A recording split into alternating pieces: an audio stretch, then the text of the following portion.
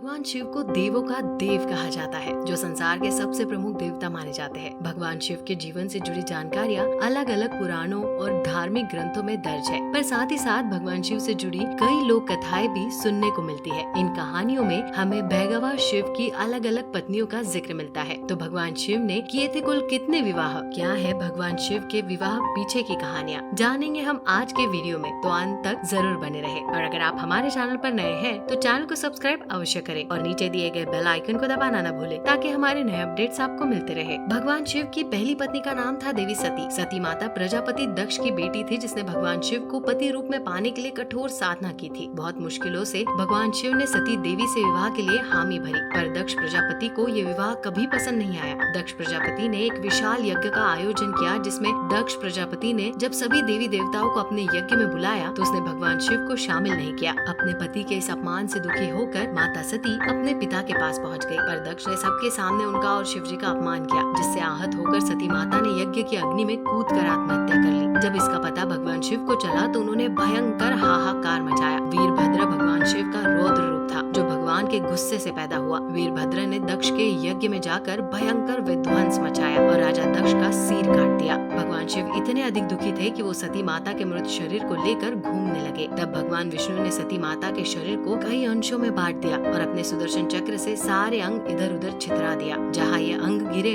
वहाँ देवी के शक्तिपीठों की स्थापना हुई। भगवान शिव की दूसरी पत्नी का नाम था माता पार्वती। सती माता की ही तरह पार्वती माता ने भी भगवान शिव को पति रूप में प्राप्त करने के लिए कड़ी साधना की। तब उनकी परीक्षा लेने के लिए भगवान शिव ने एक ब्रह्मचारी का रूप लिया और माता पार्वती के पास जाकर शिव जी की खूब आलोचना की और उसे कई अपशब्द कहे। तब पार्वती माता ने उस ब्रह्मचारी को खूब लताड़ लगाई और उसे वहाँ से जाने को कह दिया। तब ब्रह्मचारी अपने असली रूप में आए और उन्होंने उनसे विवाह करने को स्वीकृति दे दी। कहते हैं जब भगवान शिव पर्वत राज हिमालय से उनकी बेटी पार्वती का हाथ मांगने आए तो उन्होंने सुनट नर्तक यानी एक बेहद सुंदर नर्तक का रूप लिया। शिव जी ने एक हाथ में डमरू पकड़कर ऐसा सुंदर नृत्य किया कि जो जहाँ था वो वही थम गया। भगवान शिव के इस अद्भुत नृत्य से हिमालय इतने प्रभावित हुए कि उन्होंने उनसे मनचाहा वर मांगने को कहा। तब शिव जी ने उनसे पार्वती माता का हाथ मांग लिया। इस पर गुस्सा होकर हिमालय ने उन्हें वहाँ से निकाल दिया। जाते जाते सुनट नर्तक पार्वती माता को अपना असली रूप दिखा कर गए। उनका ये रूप देखकर पार्वती माता और उनकी माँ मैना को दिव्य ज्ञान हासिल हुआ और उन्होंने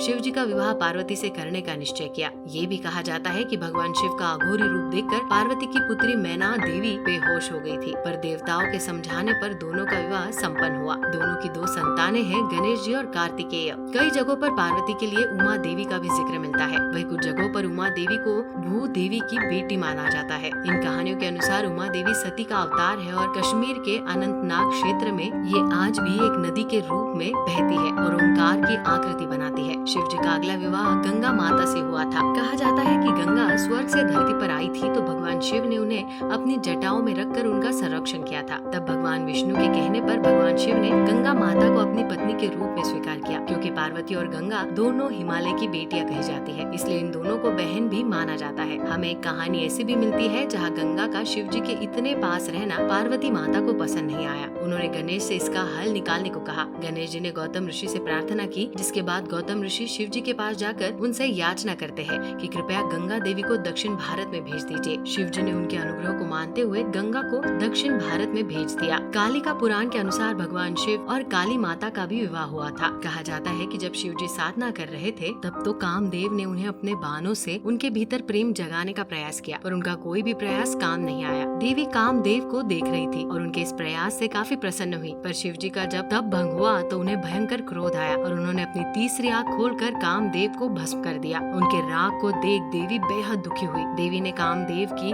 राग को अपने शरीर पर लगा दिया और जोर जोर से रोने लगी। देवी की रोने की आवाज सुनकर शिव जी बहुत व्यथित हुए और उन्हें एहसास हुआ कि शायद उन्होंने बहुत बड़ी गलती की है। देवी रोती हुई गुफा में चली गई और वहाँ अपने प्रचंड रूप काली अवतार में आ गई। शिव जी उन्हें मनाने के लिए उनके पीछे पीछे गए। वहाँ जाकर शिव जी ने काली माता को शांत करने की कोशिश की, पर काली माता ने गुस्से पर भगवान शिव पर पाँव रख दिया। शिव जी पर पाँव पड़ते ही माता का गुस्सा शांत हो गया और अपनी गलती का एहसास होते ही उनकी जीभ बाहर को निकल आई। फिर देवी और शिव जी का मिलन हुआ। काली राख अपने शरीर शरीर पर धारण करने के कारण काली माता श्यामा कहलाई। कुछ कहानियों के अनुसार राक्षस रक्त बीज को मारने के बाद भी जब काली माता का गुस्सा शांत नहीं हुआ तो शिव जी ने उन्हें शांत करने की कोशिश की और तभी गलती से काली माता ने शिव जी की छाती पर पाँव रख दिया। अपनी गलती का एहसास होते ही देवी शांत हो गई और काली से गौरी बन गई, जिसका शिव जी ने वर्णन किया। इन कथाओं के अलावा हमें भगवान शिव के विवाह से जुड़ी कई लोक कथाएं भी सुनने को मिलती है जो अलग अलग इलाकों में प्रचलित है। जैसे महाराष्ट्र में हमें खंडोबा का जिक्र मिलता है जिन्हें शिव जी का अंश माना जाता है। खंडोबा को 2 पत्नियों का जिक्र मिलता है, मलासा और बनाई, जिन्हें पार्वती और गंगा माता का अवतार माना जाता है। इसी तरह हमें केरल में पोट्टम थैयाम का जिक्र मिलता है जिन्हें शिव जी का रूप माना जाता है। कहा जाता है कि आदि गुरु शंकराचार्य के घमंड को तोड़ने के लिए भगवान शिव ने पोट्टम थैयाम नाम के एक दलित का रूप रखा था और पार्वती माता भी एक दलित के रूप में आई थी। इस रूप में उन्होंने शंकराचार्य का घमंड तोड़ा था, जिसे आज भी थैयाम नृत्य में दर्शाया जाता है। यहाँ के कुछ गाँव में ये भी मान्यता है कि शिव जी ने उनके गाँव की स्थानीय लड़की से विवाह किया था, जिस कारण शिव जी उनके दामाद लगते हैं और उनकी पूजा उसी रूप में होती है। कर्नाटक में हमें पंपा देवी या विरूपाक्ष मंदिर मिलता है जो कि पंपा देवी के नाम पर रखा गया है। पंपा देवी को ब्रह्मा की बेटी बताया गया है जो कि पार्वती देवी का एक अंश है। उन्होंने भी शिव जी की घोर तपस्या की और शिव जी से विवाह करने का वरदान हासिल किया। आखिर में हमें कुछ ऐसी कहानियाँ मिलती है जहाँ शिव जी कुछ देवियों से विवाह करते करते रह गए। इनमें सबसे प्रमुख उदाहरण है कन्याकुमारी का, जिनका जन्म असुर बाणासुर के वध के लिए हुआ, पर बाणासुर को यह वरदान मिला था कि उसको केवल एक कुंवारी कन्या ही मार सकती है। ऐसे में देवताओं ने भगवान शिव और कन्याकुमारी के विवाह को रोकने की कोशिश की और शिव जी को गलत समय बताया और कहा कि शादी का मुहूर्त निकल चुका है, जिससे शिव जी विवाह से पहले ही बीच रास्ते से वापस चले गए और देवी कुंवारी रह गई। दूसरी कहानी